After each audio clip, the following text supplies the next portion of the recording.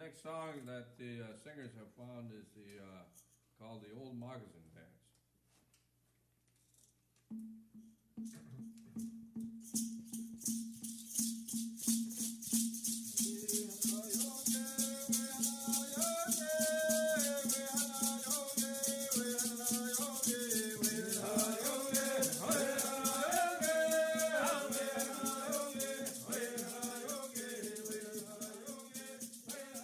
My English name is Kay Olin.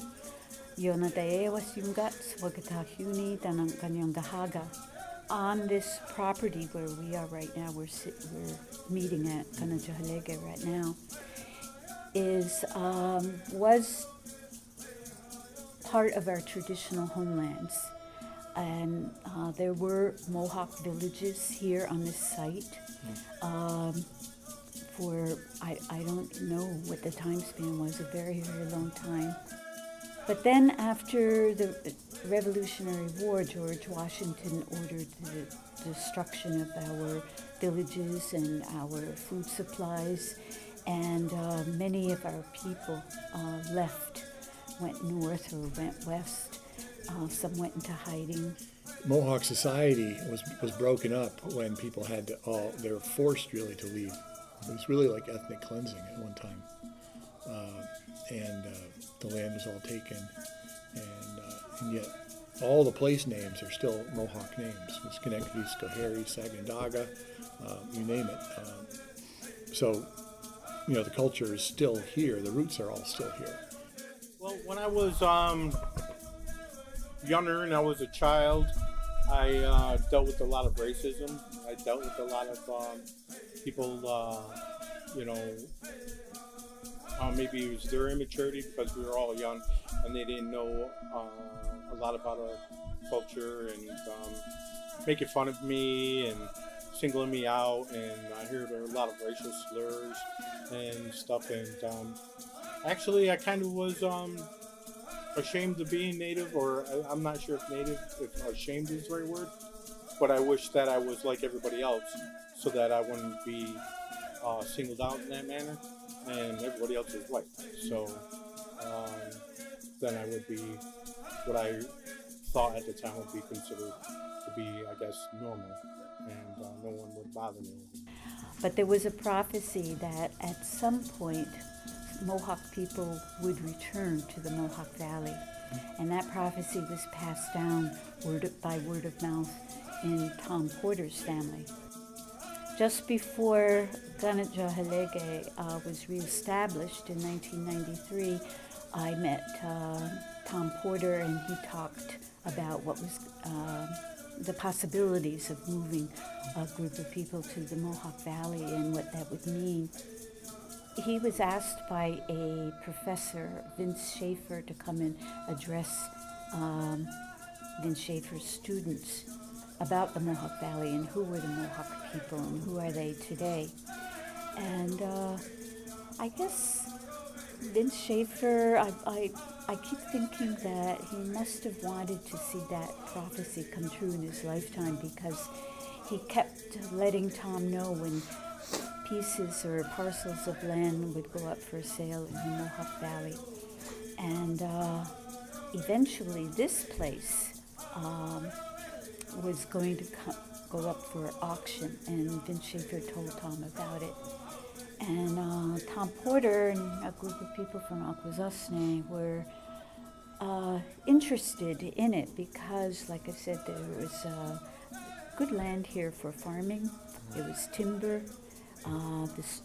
The stream that runs past here has wonderful water, and the water here, it was gravity fed from an artesian spring.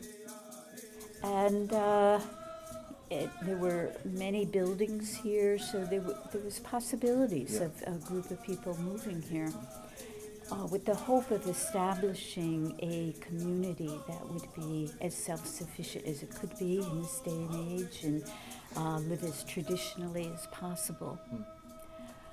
So what happened was a man from New York City bought the property, but then he gave it to Tom because he knew what Tom would do for it, with it. And And so that happened in 1993. So we didn't just come here, we came back here. We reestablished this as a community. And a lot of the people, who moved away get to come back to this community. It's sort of like a gathering place, and it reconnects everybody with those roots that are really still very strong. And maybe it's been 200 years, I guess, since people left. But that's really just, I look at it as just like two really long lifespans. Two long-lived people, could have spanned that whole time. Yeah. That's not very long. No. And so it seems like the possibility of reconnecting and people coming back is really very, very powerful. Oh, learning my language and my culture, it's been such a wonderful thing. It's been so fulfilling, and I've learned so much more about my culture through my language and learning the way my people think. A lot of it is in our language, and it's a really powerful thing. It's in all the Mohawk communities now, but I think it started here when Tom raised the issue.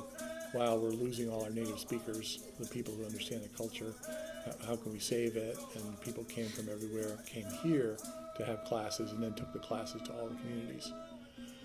So it's sort of, and the fact that it's in the homeland, unlike all the other Mohawk communities, is a very powerful, unifying force, I think. Yeah. Another thing that happened here that nobody planned on, didn't know was going to happen, was a lot of people came here to seek healing. Native people would come here and just automatically feel something spiritually, a closeness to their ancestors and a closeness to the land. Right. Well, like when we in the beginning, when we were here, and I did the Ohun Gadawadekwa for you, and I used to hear people do that. I never knew what it was, the deeper meaning about how we begin ceremony in that way and what the purpose was behind it and how to do it. And that was something that I always seen people doing, and I admired that they could do it. And I always wish I was able to do it. And from coming here and attending classes, attending our revitalization programs, and through studying, I'm able to do that now, and not just do it, but I know a lot of the inner meaning of it, and that's something that's been really, I take great pride in. Yeah. So we're seeing it now. People from all over coming back and learning the language, especially at a young age. People my age can absorb a certain amount and learn, but we're getting more young people now, and for them, it's cool to learn the language. And they're at an age when they can really master it. So I've seen some kids go from knowing nothing to really becoming fluent speakers. One time I was at my parents' house, and I could hear my granddaughter in the room with a friend of hers, and they were speaking Mohawk in the next room, and they're only like 5 or 6 years old, and just speaking Mohawk to each other without any encouragement, all by themselves in the room. I was like, oh wow, that is so wonderful. I got up and went running in there. I was like, they're speaking Mohawk all by themselves. It was it reinforces the fact that it's actually working. Our efforts are working, in this younger generation. They're speaking it without any encouragement. It was just a beautiful thing to hear.